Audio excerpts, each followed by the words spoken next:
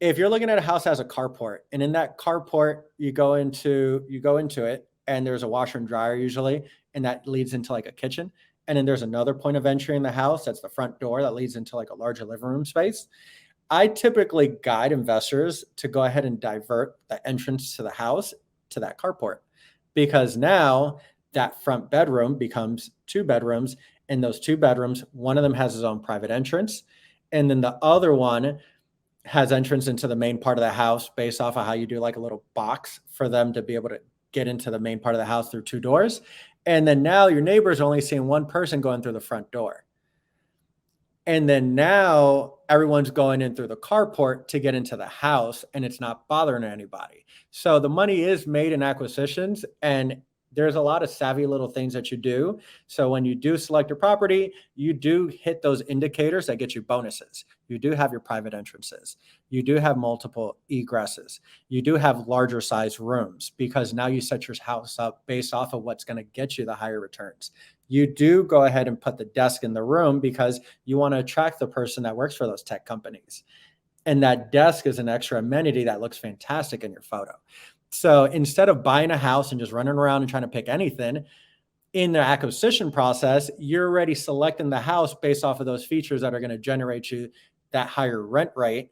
And then you're getting those higher returns, so that when you're finally finishing the project, it's not an afterthought. It's something that was planned ahead, and you know what you're going to go ahead and generate on that. Well, that was just one of the many gems that Ray continued to drop throughout the entire interview. He shared so many pro tips with us that I personally feel like I know how to look at a property from a completely different perspective and seeing spaces differently, seeing opportunity differently when I look at a real estate property now, because he shares exactly how to look at a property, exactly how to maximize on a PadSplits standard so that you can create an unforgettable experience and a truly remarkable rental product for the market space, and help you differentiate against all the other future investors that might be coming into the space in the future. So if you want to work with Ray, make sure you click on the referral link in the show notes so that you can be routed directly to Ray's calendar and not anybody else's, because he actually owns PadSplits himself. And that's how I know that he will be able to provide a ton of value to you. So make sure you like and subscribe to our YouTube channel, youtube.com/@Kent_he, so you can get more real estate information just like this. Let's get into it. Okay, welcome to another episode of Affordable Housing and Real Estate Investing. Today, I got my friend Ray Nunez. He is a number 2 account executive at Padsplit, and he owns multiple Padsplits himself. So you know he's talking from experience. But I'm so excited to welcome Ray on, because he's going to drop so many gems for you guys, man. It's going to be ridiculous. You got to make sure you stay tuned for the entire podcast episode, because Ray is going to have some bombs to drop for all of you guys to learn about how to implement this into your investment strategy and how to diversify your portfolio with some passwords. So without further ado, Ray, welcome to the show, man. Tell the audience a little bit about yourself and just how you got started in real estate, man. Let's go with that. Hey, what's up, brother? Thank you for having me on the show. I'm very excited to talk about Padsplit, but I'm even more excited to talk about the stuff that got me to where I'm at today. And hopefully, you know, your crowd and your people who watch your show are able to learn from this. So I started, actually, my long little journey has started back in somewhere around 2015. I was in phone sales, got into real estate through wholesaling. And in wholesaling, I thought I'd go ahead and acquire a property and make $50,000 really quick.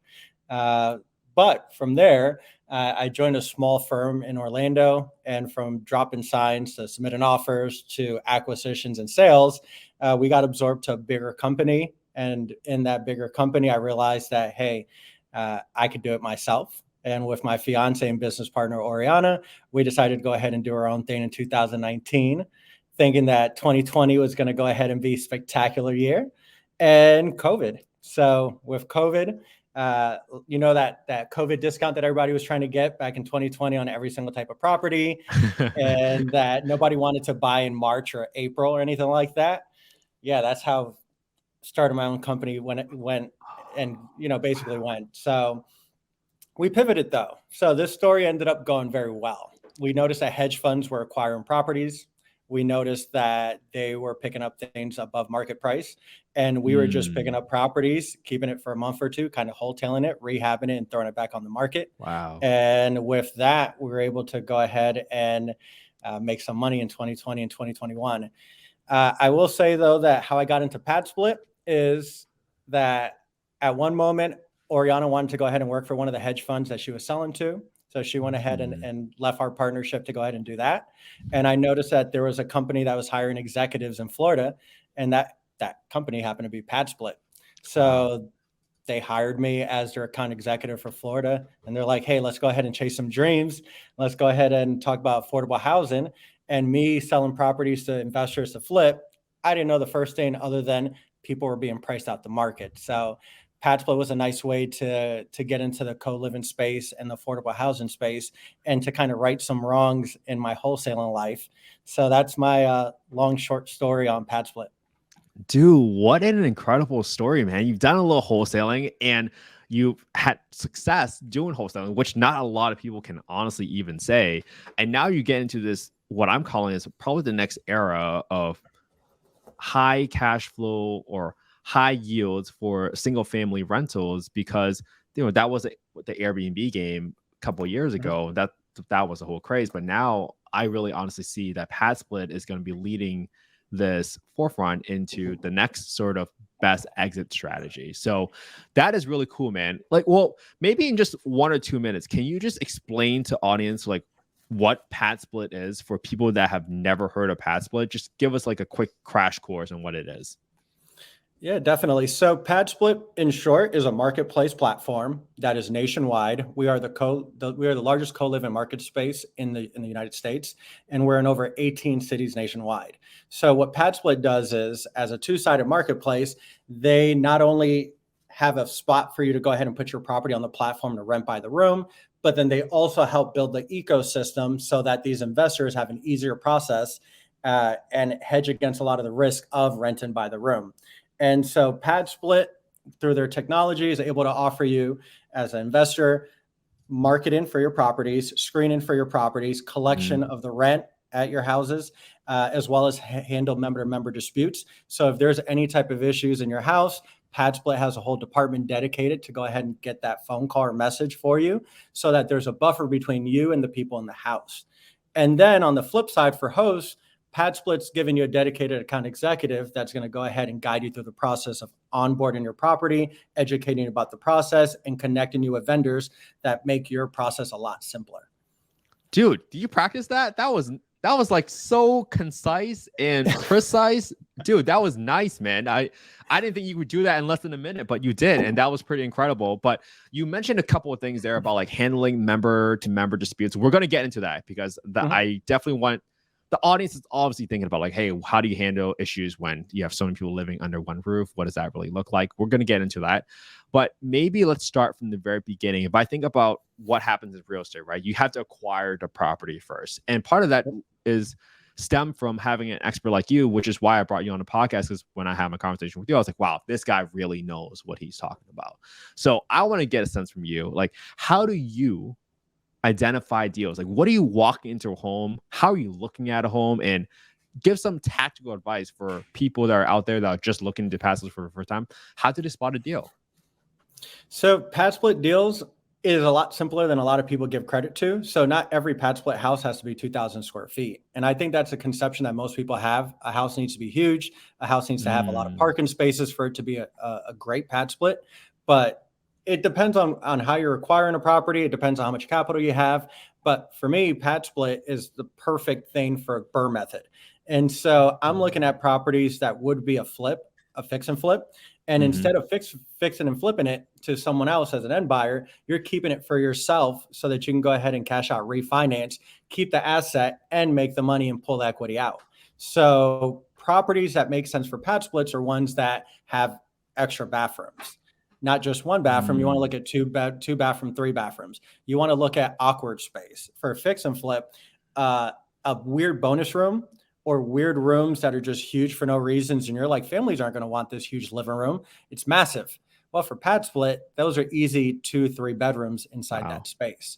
So when you're looking at any market, it's not just the cheapy houses that you're looking for, but you're going to want to look at areas that are high demand for rental, where it's unaffordable to find rent.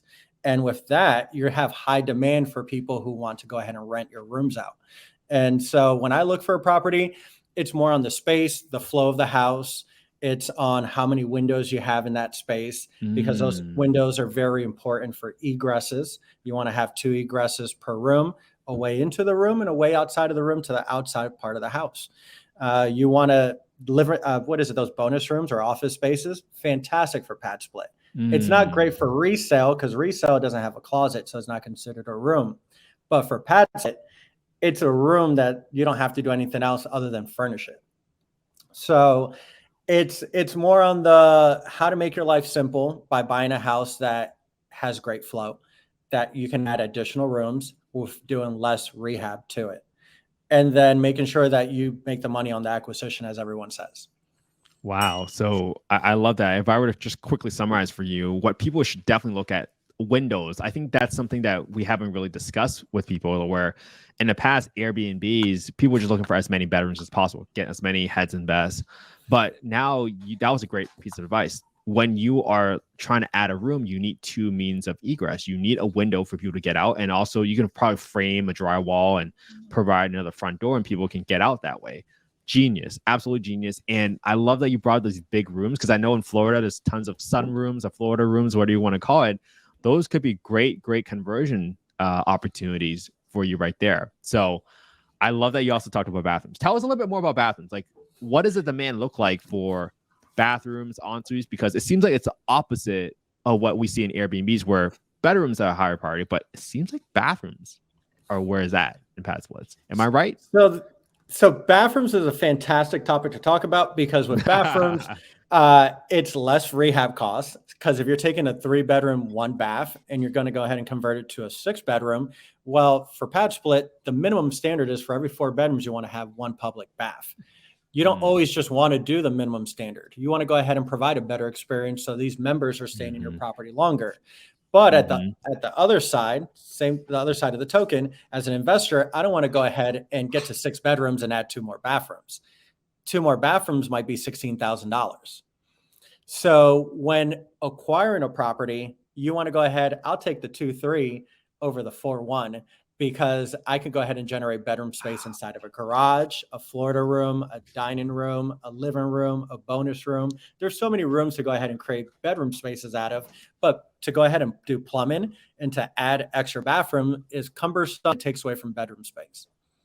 I told you guys this guy's going to bring the gems. Where else would you have known, like, hey, I should look for the 2-3s instead of the 4-1s? That makes so much more sense, because that cuts down on your initial cash outlay right away. That is absolutely a great tip for our audience. I hope people just rewind that and listen to that piece just to make sure you really, really grasp that. So you talked about garage conversions. Are you typically looking, are those like your best opportunities? Like, it seems like living room, dining room, and garages are your top sort of opportunities for converting these rooms. Is there anything else people should know about garage conversions? Like anything else they should look out for when they're doing some sort of project like that? So I'll try to tie in the last question and this one together a little bit, because it's still a little bit more on the bathroom side. There is a premium to bathrooms, and those are the ones that people like to go ahead and rent first. So you would think that it's the cheapest room available that ends up renting first. It's actually some of the premium rooms that offer the most that rent out first. So I'll give an example. I had a property that was originally a 3-1. It ended up having an outside unit. And in that house, I was able to go ahead and create a private bedroom with its own private bath on the outside unit, and then add an additional bathroom and 2 other rooms in the main house. Ended up being a 6-bedroom, 3-bath. Well, the first 2 rooms that rented out immediately were the private bedroom with the private baths at $240 a week. So it's those premium rooms that people are looking for and then want to book immediately. The other thing now, when we're looking at, what was the question again? I actually absolutely forgot the second part. The garage conversion. Like, what typically happens during that part of the process? And do people automatically put a bathroom next to there because like there's a water heater there? I'm not sure really how the integrity of the homes look like for your projects in the past or your investors. So I've personally converted a 2-car garage into 2 bedrooms myself. And with that, I kept the outside the way that it looked, and I just framed against it while taking the track off the garage door.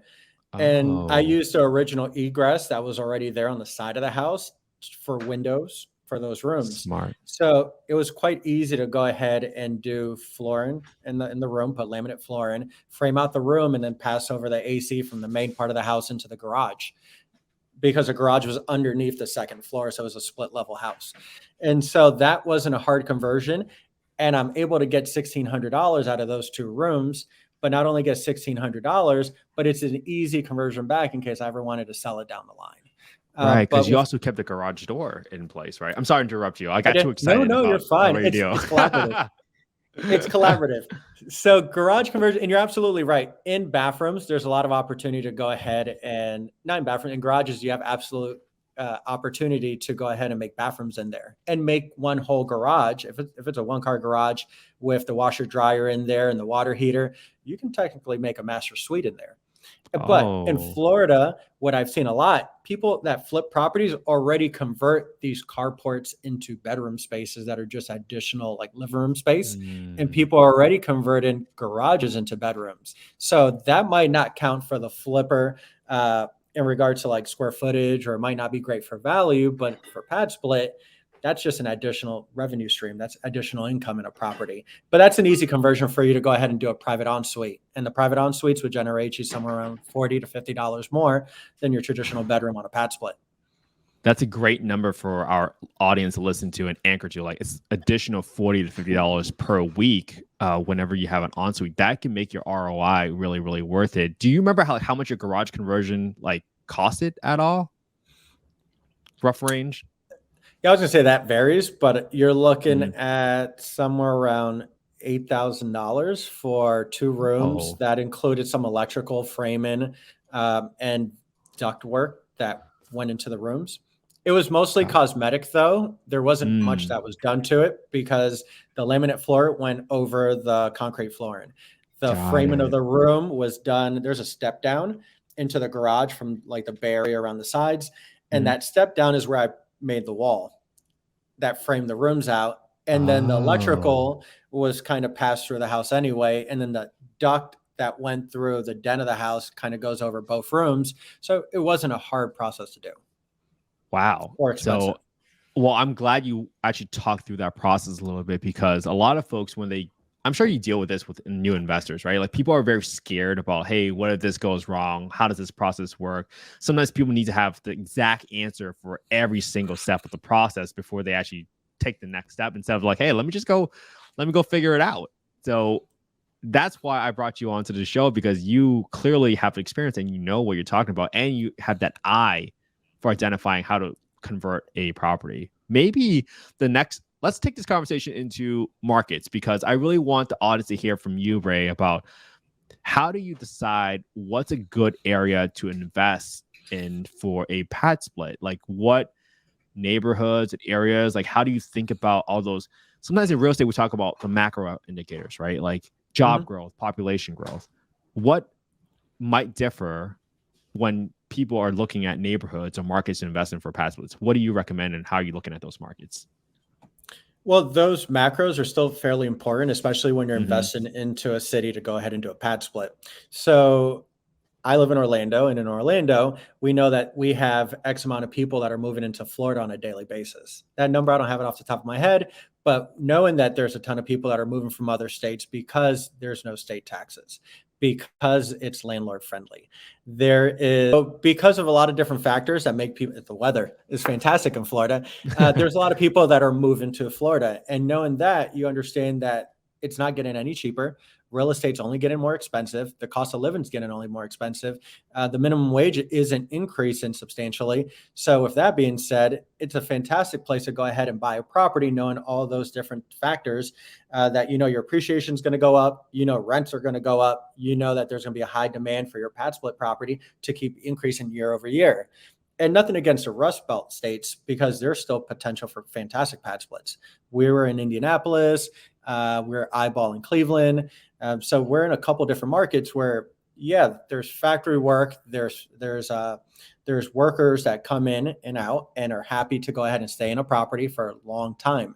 And so when you're looking at a pad split city or city to go ahead and put your pad split, you want there to be high demand for affordable housing, that there is a big difference between what studio apartments are going for and what pay is and what the salaries are. And you want to also understand that you are benefiting in multiple different facets. It's not just rental, it's also appreciation.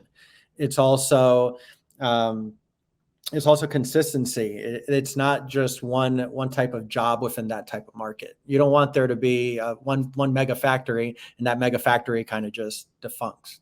So when looking at, I would say, a pad split market, you'd want to have obviously a good dedicated account executive that knows different markets, which ones are doing good, what's the occupancy rates in those specific markets, what are the weekly rates in those markets as well.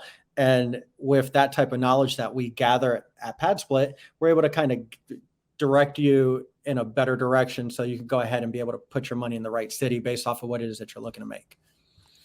Man, that is such a good way of explaining everything. I mean, you talked about job growth and job diversity, more importantly, because like, hey, what if there's a big recession or a big job loss? You don't really want to be tied down to one employer that, hey, what if their factory closes or like an Amazon fulfillment center closes and you go empty, right? Or maybe you have a casino that's employing some employees specifically. So all these items are really, really critical factors. And I'm trying to think about everything, all the gems you share with me so far, right? It seems like if I'm a more risk averse investor, maybe I want to start thinking about how do I hedge against this wave of pad splits that might be coming into the market? Because a lot of people talk about Airbnb saturation, right? What if we get there with pad splits? Do you recommend looking at areas like, hey, maybe I should look at markets that have multiple jobs? I should also think about maybe putting in more ensuite bathrooms so that, hey, if for some reason there's too much supply, my property is still the first one to get booked out at. How are you thinking about hedging against a recession or an economic downturn, and what kind of strategies have you seen work? So I would say that those are all valid points. You definitely do want to take a look at markets where there is high drive and high movement into those cities. I keep saying Florida because clearly I live in Florida and I can see the micros in there. Yeah. But there's a ton of cities nationwide that we're going to open or we're about to open or that we would consider opening because clearly there's a high screaming demand for affordable housing. So just because we're in 18 plus cities, it doesn't mean that you can't have a pad split in a city that's like we're not in Austin, Texas. Is there a high demand for affordable housing in Austin, Texas? Most definitely. And with the right amount of properties, we're able to go ahead and go into those markets because there's just not affordability in there. And it is landlord friendly. So the way that I'm hedging against a lot of those risks is that I'm picking properties where I'm acquiring correctly. I'm able to pull my equity out of that property. So I'm not only putting my money into the real estate market, but I'm pulling it out so that there's not much risk on my side. And then I'm able to continue buying. And so my market of choice that I've been buying in the last year is Jacksonville specific. And I started to diversify by buying in Orlando. And the only reason I'm pivoting towards buying in Orlando is because I know that there's a lot of different zones that are being built out. I know that there's theme parks that are being added. I know that there's a lot of corporate centers that are going into Orlando. And I understand that there's appreciation that's coming into Orlando specific and Central Florida based off of all the infrastructure that's being built out here. So I started first with just cash flow. And that's the first thing that I wanted to do to be financially free. I want as much cash flow as possible. So Jacksonville, a lot of people moving into Jacksonville, a lot of people who are priced out of the market, and it's the largest land mass in the United States for a city. So cheaper inventory, high demand for affordable housing, and it allows me to go ahead and build a portfolio of 5 houses quickly. And then quickly pivoted towards Orlando, where in Orlando, my appreciation, I purchased a property last December at 190 and it's appraising at 300,000.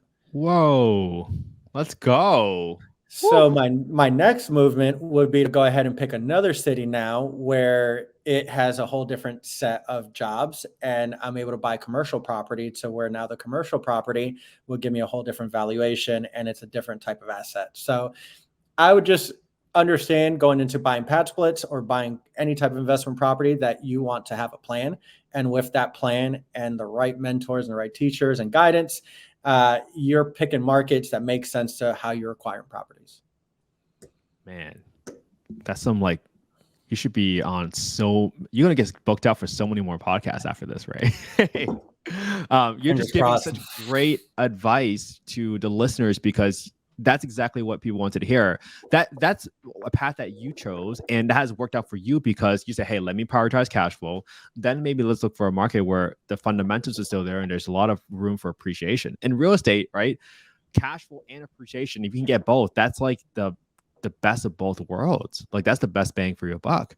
So for the folks that are listening right now, like, hey, you can have your own sort of investment strategy and decide what markets you want to invest in. But also you got to understand your short-term goals and long-term goals might be very different from Ray and some of his other clients that he has within his portfolio. So I absolutely love that. Let's maybe let's get into a little bit of tactical steps, because I think the folks need to understand, how do you actually set up a PadSplit? We talked a little bit about the renovation, but can you talk us through, like, hey, in general, what are the different steps that an investor can expect to go through when they're setting up a PadSplit? Because sometimes, as we talked about, an investor wants to know every single step of the part of the process that might come along the way, so they're not scared about taking that leap of faith.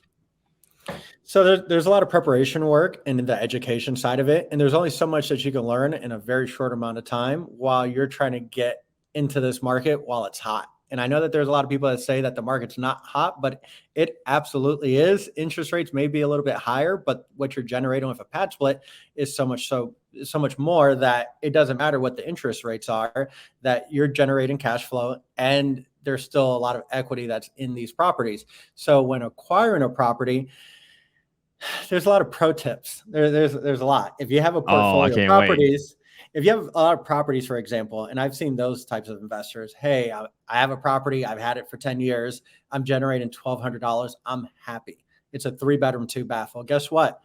Let's talk about how we can go ahead and take that unleveraged space, that space that's just sitting around, and let's go ahead and make additional bedroom spaces with the existing portfolio that you have, and let's 4x, 3x that income. And that's a heck of a lot easier than finding a property today on the MLS, and a heck of a lot easier than finding a property that's wholesale. So that conversion game it's very easy, and you're seeing your money multiply quick. And then for the people that are buying retail today, which is the fastest way to go ahead and onboard a PadSplit other than conversion, there's people in all our markets that are buying off the MLS that takes 30 days to close. They're doing the conversion that takes about 2 weeks to do.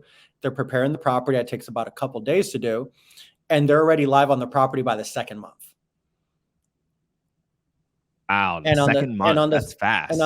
And on the second month, that saves you 2 or 3 months of rehab and refinance and going through that process. So you're able to go ahead and go on the MLS today. I know one of your prior guests mentioned that you go on the MLS today, you can negotiate down on the prices that are there. And not only negotiate down on the prices that are there, but you're able to go ahead and buy something that's a little bit more turnkey. And based off of what you walk through and you had your account executive talk about, you're seeing that living room space now as a bedroom. You have that dining room space as a bedroom. And now your property is already on the platform about a month later after closing. And then you're generating those returns a lot faster.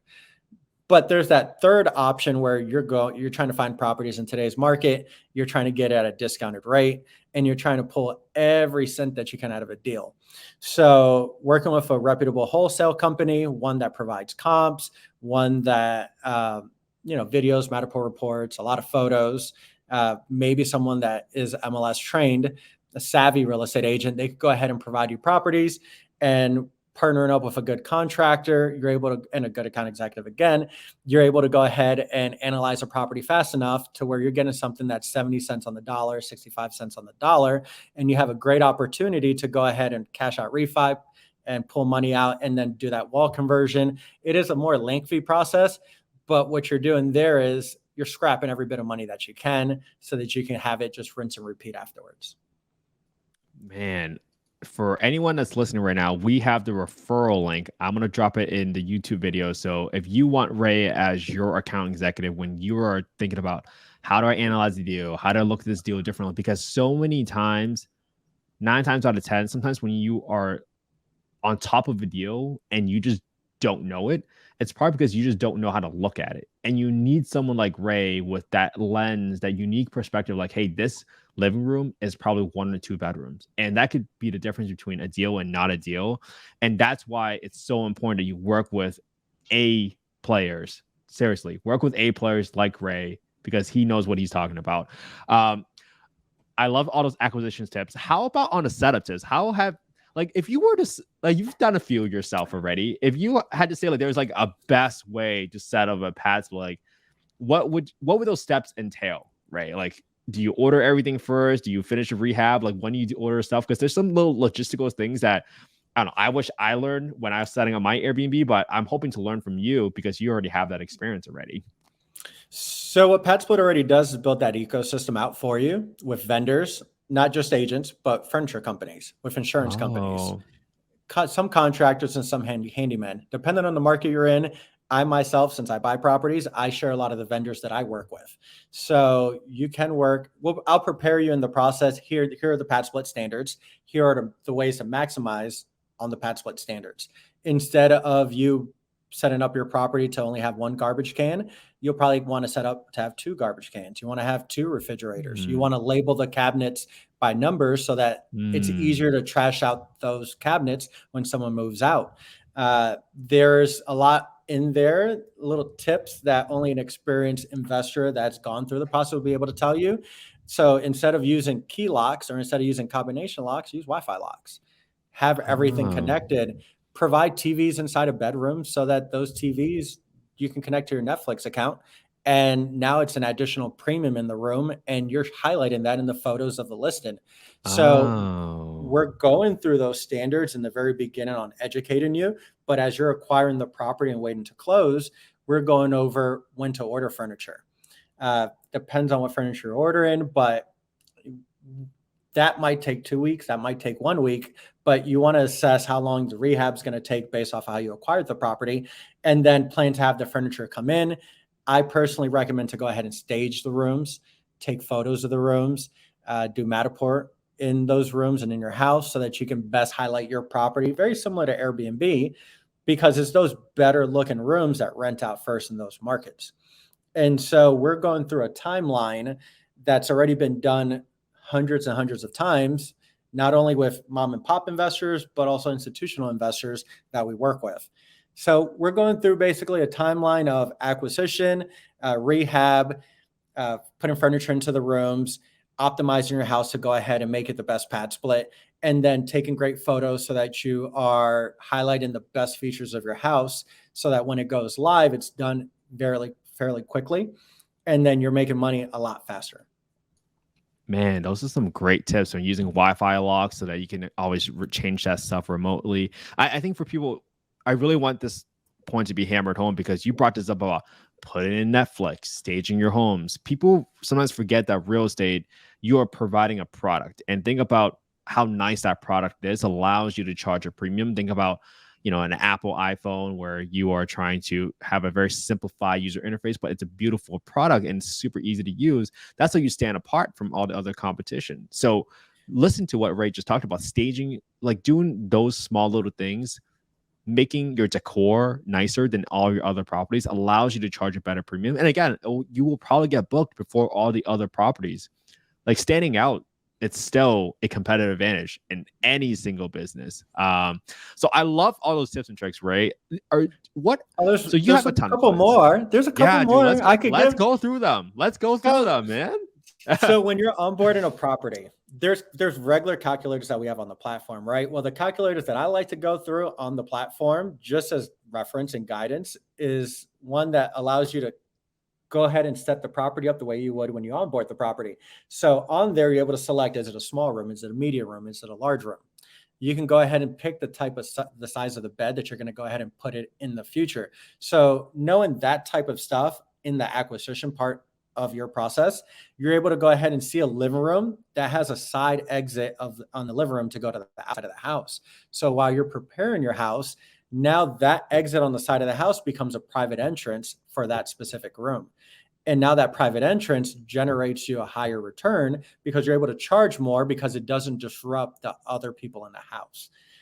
The other stuff that I would go ahead and tell you and advise you in the process is when you are looking at a living room space, I'll try to paint a picture for you guys. If you're looking at a house that has a carport, and in that carport you go into it, and there's a washer and dryer usually, and that leads into like a kitchen. And then there's another point of entry in the house. That's the front door that leads into like a larger living room space. I typically guide investors to go ahead and divert the entrance to the house to that carport, because now that front bedroom becomes two bedrooms. And those two bedrooms, one of them has his own private entrance. And then the other one has entrance into the main part of the house based off of how you do like a little box for them to be able to get into the main part of the house through two doors. And then now your neighbor's only seeing one person going through the front door. And then now everyone's going in through the carport to get into the house, and it's not bothering anybody. So the money is made in acquisitions, and there's a lot of savvy little things that you do. So when you do select a property, you do hit those indicators that get you bonuses. You do have your private entrances. You do have multiple egresses. You do have larger size rooms, because now you set your house up based off of what's going to get you the higher returns. You do go ahead and put the desk in the room because you want to attract the person that works for those tech companies. And that desk is an extra amenity that looks fantastic in your photo. So instead of buying a house and just running around and trying to pick anything, in the acquisition process, you're already selecting the house based off of those features that are going to generate you that higher rent rate. And then you're getting those higher returns so that when you're finally finishing the project, it's not an afterthought. It's something that was planned ahead, and you know what you're going to go ahead and generate on that. Woo! I literally have people watching live right now saying genius, multiple exclamation points, Ray, multiple exclamation points. So thank you for sharing some more tips. Dude, if you have more, just like shout them out. If they come up to your head, shout them out. Like we would take any more tips. Yeah, there's more, obviously. I'm just trying to think. Okay, so there's people who take extra closets inside the house, that the hallway closets that don't do anything, instead of just closing it up and not doing anything with it. Well, gut it a little bit and put a lock on it, a Wi-Fi lock, and then go ahead and create storage space inside the house for people that have extra stuff that don't fit in the room. Because at PadSplit, it's one person per room. There's no pets, there's no couples, there's no family, there's no children. So the furniture is already in the room so that it's easier for them to move in. So instead of having them bring a lot of stuff into the bedroom, it's an additional way to go ahead and create extra income by providing them storage inside the same house so that they don't have to go ahead and use another storage company and that's charging them $70 a month. You can charge them an extra $10, $15, $20 just for that storage space per month. And that's something that you go ahead and utilize, that empty extra space in your house. What other tips do I have in there? Wow, dude. Pools is an unknown thing in PadSplit. It's kind of rare because we modeled our markets based off of Atlanta. And because in Atlanta, it costs a little bit more to go ahead and maintain a pool. Well, what about the professionals that want somewhere to cool off in 96-degree weather in Florida or in Texas or in one of these markets where I think Arizona, all those houses in Phoenix that are usually Airbnbs and stuff all have pools. Well, there's definitely a large segment, a large demographic that working class professionals that are entry level at Lockheed, entry level at Harris, entry level in some of these great paying jobs like Google and stuff that can't afford to live in a studio apartment, but will move into your PadSplit. But now you have a pool. It is an extra liability on you, but it's not any different than the liability you would have at an Airbnb. But then now you're given an extra amenity that looks fantastic in the listing, and you could charge a slight premium because now they could go hang out in a pool in the afternoon. We don't encourage socializing, and we eliminate common area space. But on the outside of the house with the right type of members, I don't see it as being an issue, especially if you're generating a higher return.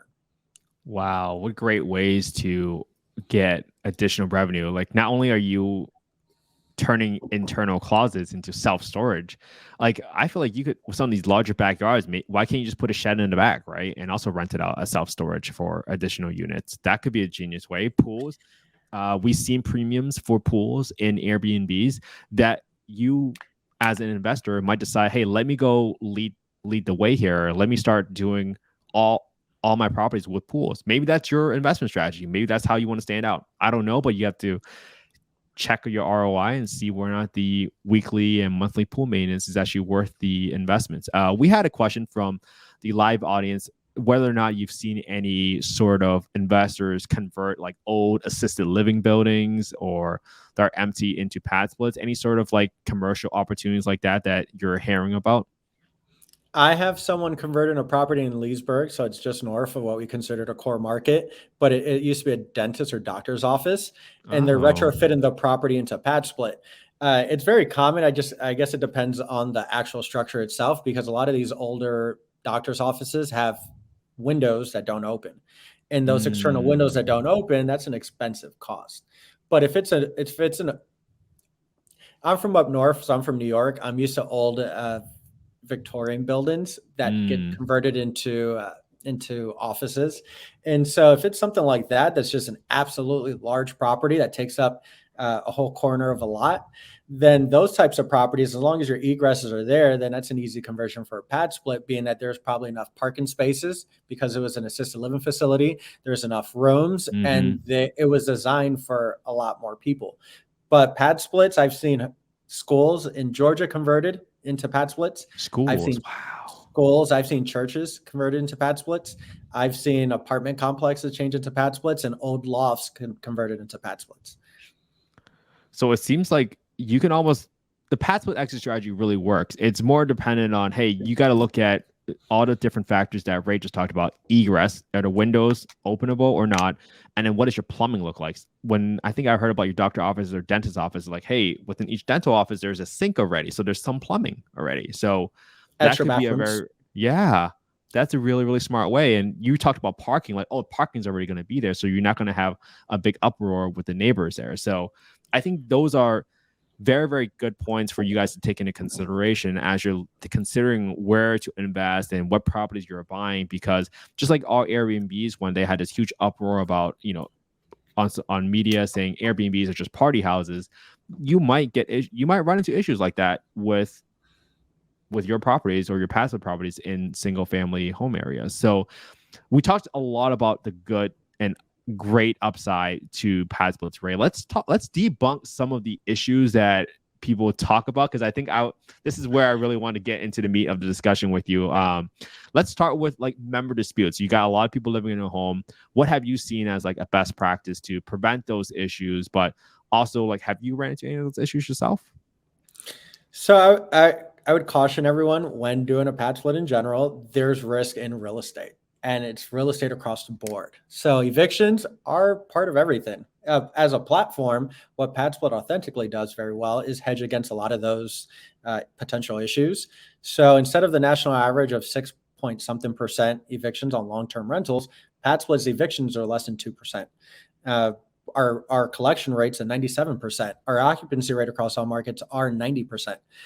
Some markets better than others, but I will say that a lot of the questions that I get on hey, there's six rooms, so there has to be 6 parking spaces. Well, that's in the planning and preparation of the property. So we have guidelines. Just do it better than the guidelines. So for every 2 bedrooms, you want 1 parking space. If there's 2 in your driveway and there's 3 on the road, then your 8 bedroom should be fantastic. I can tell you personally, at my house, I have 7 out of 8 rooms occupied currently in one of my houses, and I have 0 cars at that house because it's close to public transit. Oh. But because we're leveraging underutilized space like your living room and dining room to go ahead and create bedrooms, we're reducing down the areas that they're interacting in. So instead of them hanging out in the living room and someone bringing an uninvited guest over to the house and someone stays there for an extended period of time, well, we have rules that they follow. And we have rules that if they break a rule, there is 3 keys currently. That's a system that we use. So if you lose all 3 keys, you're terminated off the platform. But the members have the ability to transfer out the house in case something, whether it's a vibe, whether it's just bad interactions or something's escalated, the member has every bit of opportunity to go transfer from one house to another.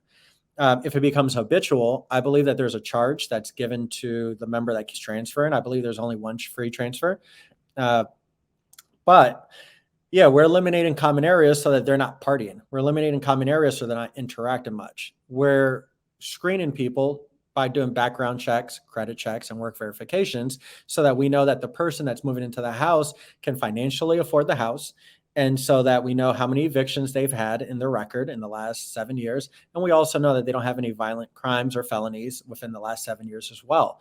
So there's a lot of key features in there to help mitigate those risks, but it's always done in the planning, in the acquisition of the property, that you're going to go ahead and reduce a lot of those potential issues by reducing common areas, by reducing, by doing a better job on your rehab, by putting better furniture in the rooms, by photographing your listing a heck of a lot better.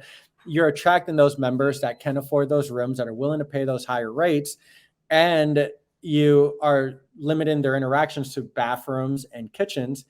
I'll even tell you this tidbit. Hosts put mirrors inside of bedrooms. Why do hosts put mirrors inside the bedrooms? Because it reduces the time in the bathroom. And if you're reducing time in the bathroom, then that means that there's no issues due to bathrooms. So you're even reducing the bathroom situation. And most PadSplit members aren't cooking in the house because they have full-time jobs.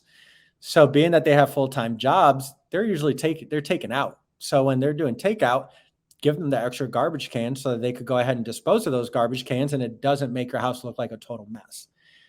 So it's all in preparation to help mitigate all those types of risk. Man, that shows you how much planning you guys can take and implement in your investments, because like everything Ray just said, there are so many ways to mitigate it. Like screening is a big one. I think screening is just a fundamental of real estate investing that applies across all your exit strategies. Like we screen our Airbnb guests very well. We always ask a lot of questions like, hey, what do you have planned? What are you going to do at the home? And hopefully they spend most of the time outside the home. This is the same scenario where you're trying to mitigate the amount of time and common space. And I love that gem that you dropped about putting a mirror in that room. Like that is so important, guys. It's just small little things like that that makes the experience better for everybody in the home. So absolutely love that. And we had a question from the live audience again, like asking whether or not these background checks, like you guys charge for it, or are they already part of like a 12% PadSplit fee that you guys pass on to the host? What does that look like? So the member, when they sign up, and here's actually a mistake that some people make when they want to sign up as hosts.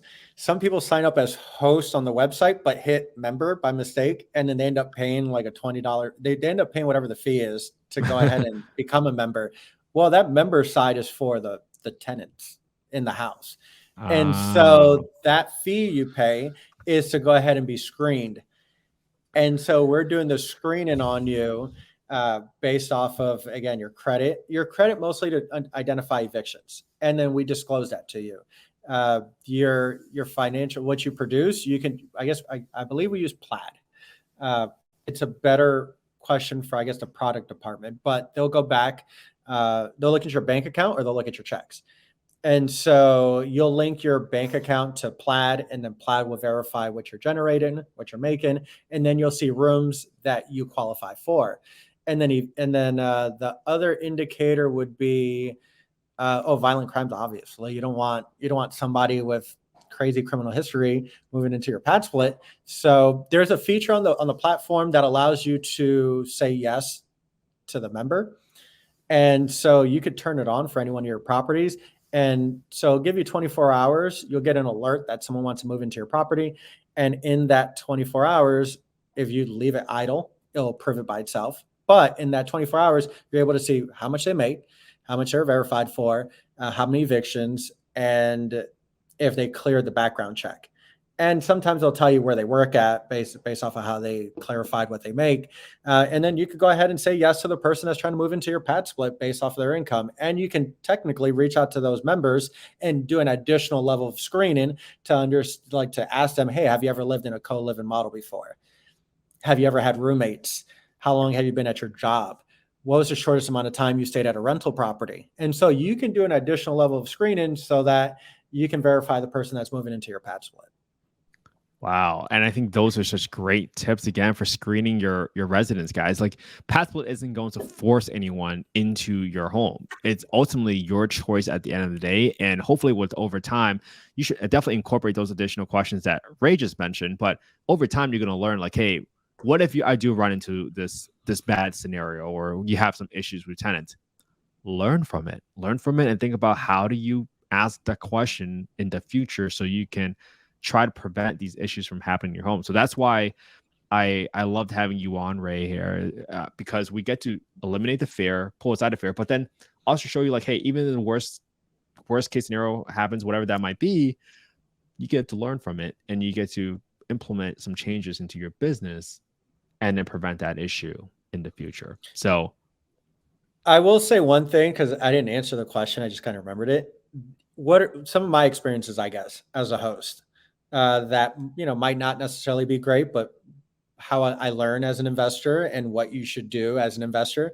So, if you're not an operator and you're not used to going and renting everything and doing property management yourself, and you don't know how to screen people, you don't know how to collect, you don't know how to do repairs on a property or hire that out, I would suggest using property management. Property management works very well hand in hand with PadSplit because PadSplit does a lot of the marketing, the people management, the collection of the money.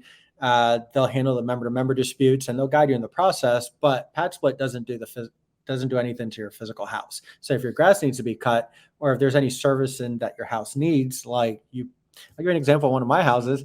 I wanted to skimp out a little bit on the refrigerator. And in the refrigerator, I paid $500 for it, got it on Facebook. I thought I was slick and it broke down.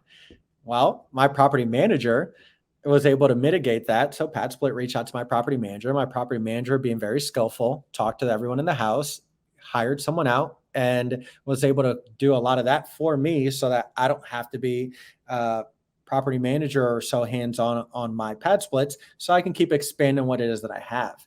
Because you don't want to self-manage. It's cool to say, hey, I got 7 houses. It's not 7 houses. I have 47 doors.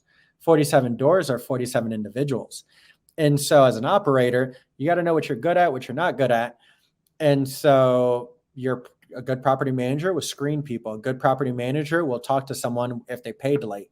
A good property manager will hire the right people for that type of job that you need and not hop around different other people that might be brand new to PadSplit. So I've had instances of rushing a rehab and something not working, and property management saved me in that case. I've had somebody that was in a room and they, I guess, damaged some things inside the room, but my property manager said, hey, before we transfer this person, and even though they're in good standings, let me go ahead and walk through the property before allowing them to transfer to another property to make sure that they fix or they repair anything that might be damaged. And lo and behold, she walked through the property. It was already fixed and there were some damages, but she was able to do that. So I don't have to focus on that part of the business.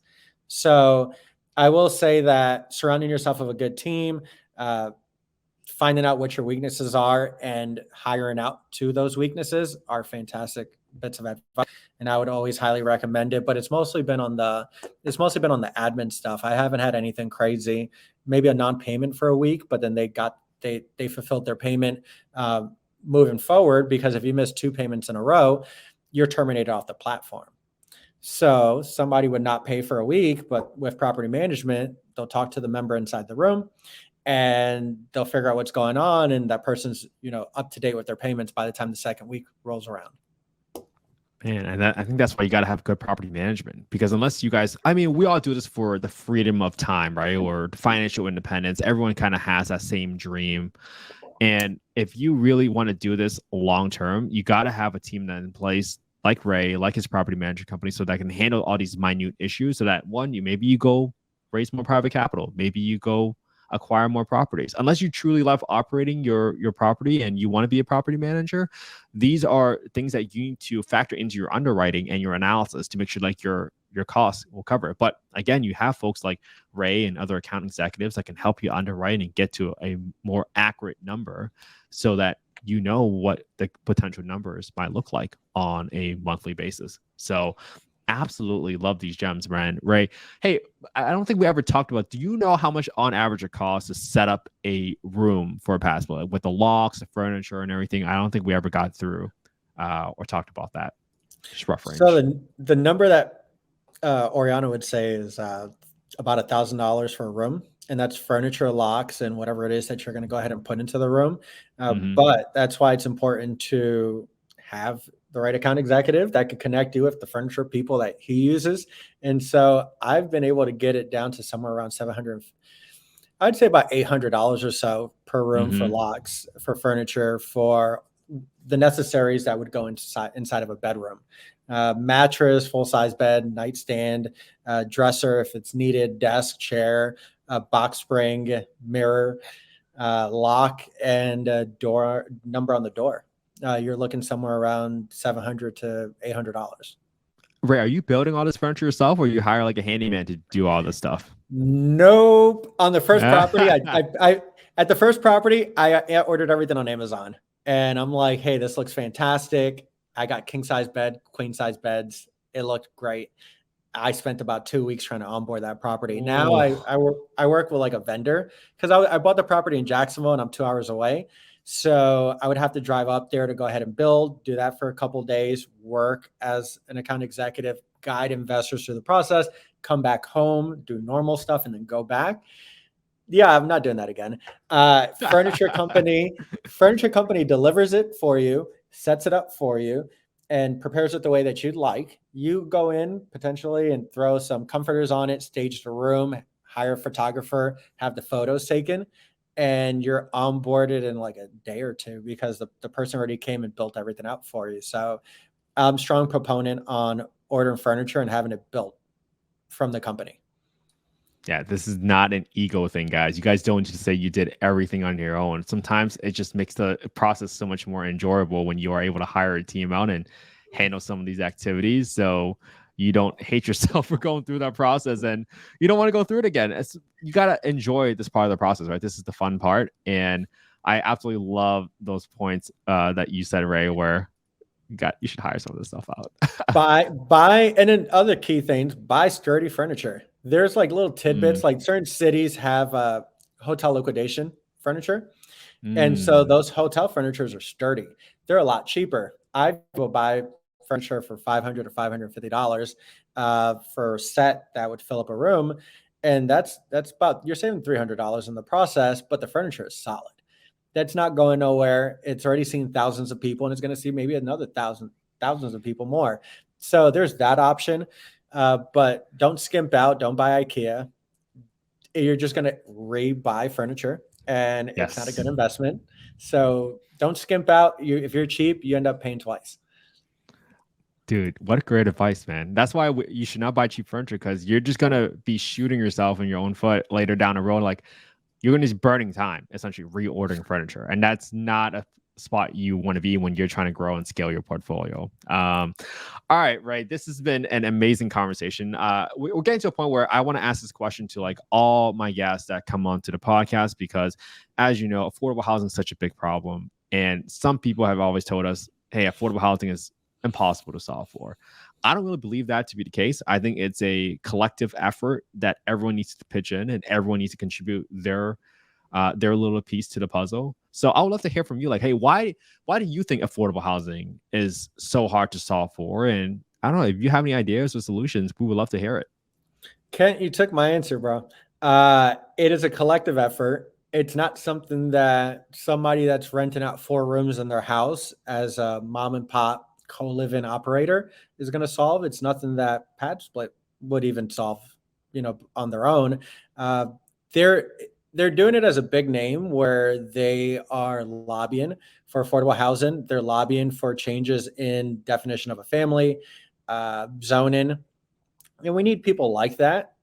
And as the head of legal, has told me before in PadSplit, there's 3 different tactical phases that they try to go through, and I know I'm going to butcher it, but it's it's what we can do in the current time based off the cities that we're selecting and how we're able to operate in a gray area, but legally.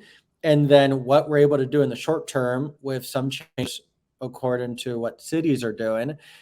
So definition of a family, and then working towards the future where co-living is something that is a standard. It's something that we're able to provide affordable housing through the whole spectrum of incomes. So I would say it's a combination of, yeah, the mom and pop person, yeah, the pad split, but also people looking at asset classes like apartment complexes and hotels, because pad splits doing single people, they're still couples, they're still families, and there's need for families to have affordable housing as well. But from what my personal experience, I've sat in a city meeting, and I've had the person from zoning department not love the idea of pad split, but it doesn't fit what their idea of zoning is. And so I have the person that talks about, hey, the density. And I have another person that says, hey, can we construct? Do we have enough properties? And there's a lot of individuals that just can't figure out in city that, hey, this is what our roadmap is to go ahead and create affordable housing. So then there's companies like PadSplit that's just going ahead and produce a lot of units in cities by multiplying rooms inside of a house, and that's just a private type of solution to a public problem. I absolutely love that. And I think so many times people need to understand, like, well, who really wants to just rent by a room? Like, there's plenty of people that does this. And these are folks, and I believe the number you guys have is like 14 million households that are 1 to 2 person renters and they make less than $35,000 a year. There is a need for this type of housing, and you need to have the supply because you can't project what living conditions you're willing to live in. But for somebody else, they are trying to get by, earn their living, and then save a little bit of money and be on their way to their next adventure. So I think for everyone that's out there that might be thinking about, hey, is this right for me? You just got to think about whether or not you're truly providing a solution to the problem. And if you are providing a solution, there is going to be demand for it. And I think that's what is so cool about what you guys are doing at PadSplit. And this is I'm really excited to see where this company goes, and I'm gonna be working with you, Ray. I already know it. I'm excited to work with you, and I'm excited to see where you're going to take things in the different markets. There's so much, like, I just had another pro tip. Let's It go. just keeps coming. Come on, come on. Last one, I promise. There's operators that I know right now that are not only pad split in the properties, but they're also pad split in the land by putting ADUs in the back and utilizing some of those larger pieces of land. So not only did you maximize what you're doing with a 3-bedroom, 2-bath house, and it's a 6-bedroom, 2-bath house, but now you have 3 ADUs in the back of your house that are kitchenette, bathroom, and rooms. And now they're renting out at a premium.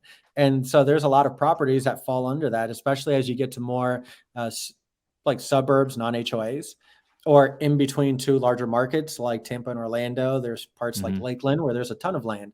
So I hate to keep throwing pro tips, but they just keep coming to me. But I'm super excited to continue working with you. And whenever your community needs me, I'm definitely here for anybody. And definitely keep an eye out for me. Great thing about working with me is that you kind of get 2 for 1. You get 2 account executives for the price of 1.